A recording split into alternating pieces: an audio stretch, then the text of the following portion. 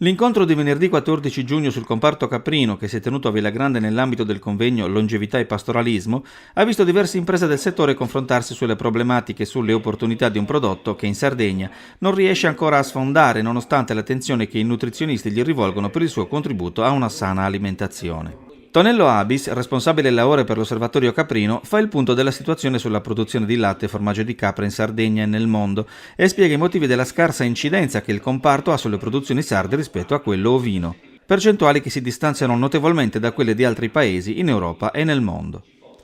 La prima azienda a raccontarsi è la Argiolas Formaggi che, per bocca di Andrea Usai, racconta le sue esperienze concrete in merito al caprino. L'azienda produce dagli 800 ai 900 mila litri annui, i problemi maggiori nascono dalla differenza tra le razze, mentre per le pecore la differenza è pari solo al 15%, per le capre si arriva fino al 100%.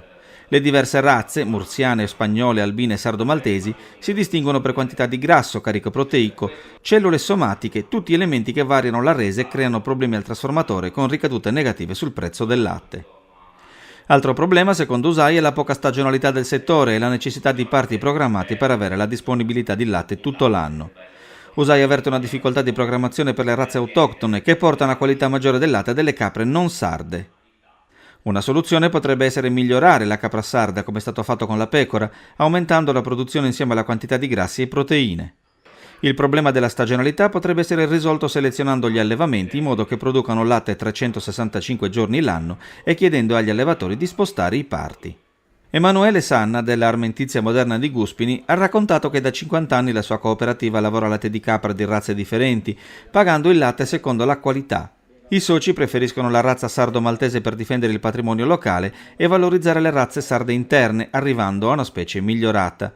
Per affrontare il mercato propone formaggi ad alta coagulazione, ma anche freschi che però hanno bisogno di tecnologie e strutture diverse. Il 28enne Sanna sostiene anche che si deve puntare sulla crescita professionale e sul ricambio generazionale, visto che in Sardegna ci sono pochi giovani che scelgono questo mestiere. Nonostante ci siano validi corsi universitari, le aziende sarde faticano a trovare professionalità e sono costrette a cercarle fuori dall'isola. Un punto di vista in parte contraddetto da Alessandra Argiolas, responsabile marketing dell'azienda di famiglia, nella quale c'è una buona presenza di giovani. Nell'azienda siamo abbastanza siamo tanti giovani, direi che su una cinquantina di dipendenti, una ventina siamo sui meno di 30 anni e tra l'altro ultimamente abbiamo preso anche degli stagisti, quindi sicuramente l'azienda si è ringiovanita molto in questo periodo. Consiglieresti questo percorso ai giovani? È assolutamente un percorso per quanto riguarda la Sardegna, ancora tutto da sviluppare perché comunque la Sardegna si basa appunto soprattutto sull'agroalimentare, quindi ben venga che i giovani creino nuove realtà innovative soprattutto. A raccontare l'esperienza della cooperativa Dorgali Pastori è Luciano Loi.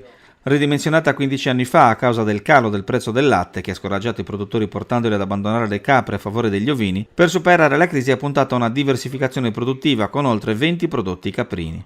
Questa diversificazione ha evitato il calo di produzione, il prezzo è cresciuto arrivando a 60 centesimi per litro, prezzo che comunque non basta a incentivare la produzione da parte degli allevatori. Il villagrandese Antonio Cannas dell'azienda agricola Sustrumpu ha portato la testimonianza di chi produce e trasforma il proprio latte senza passaggi intermedi. Una filiera cortissima tra allevatore, produttore e trasformatore all'interno di una stessa azienda. Cannas, che produce per il 35% a Casagedu, riteneva impensabile vedere il proprio latte venduto a soli 60 centesimi al litro dopo i sacrifici fatti per produrlo. Così ha deciso di trasformarlo lui stesso e con successo. L'ultimo intervento è stato quello di Nanni Usai, preside dell'Istituto Alberghiero e Agrario di Tortolì.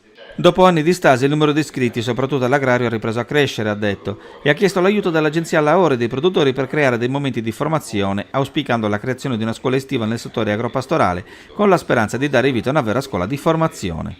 Il laboratorio didattico della sua scuola, ha aggiunto, ha sperimentato la produzione di pietanze caprine, dalle paste ripiene e dolci tipici, alle novità come il gelato a base di latte di capra.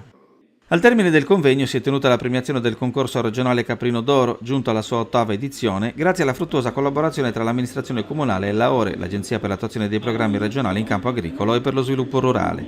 Le migliori produzioni di formaggio caprino della Sardegna sono state valutate da una giuria di esperti che ha selezionato i migliori prodotti distinti in 7 categorie. Sono state 23 le aziende partecipanti e 52 i formaggi in concorso, 4 le commissioni di valutazione. A coordinare i lavori Mario Venusti di Laore. L'Armentizia Moderna di Guspini si è aggiudicata 2 primi posti con Dolce Caprino nella media stagionatura e Capriccio d'Armentizia nella lunga. La cooperativa del Medio Campidano ha avuto anche un secondo e un terzo piazzamento.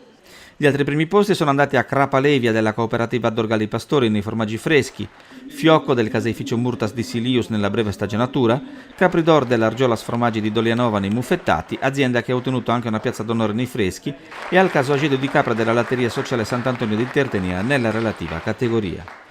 Una menzione speciale va alla Grutas di Urzulei, che si è piazzata al secondo posto in ben 3 sezioni, nel caso Agedo con Frue, nella lunga stagionatura con Gorropu e nella media con Gorropu su minore.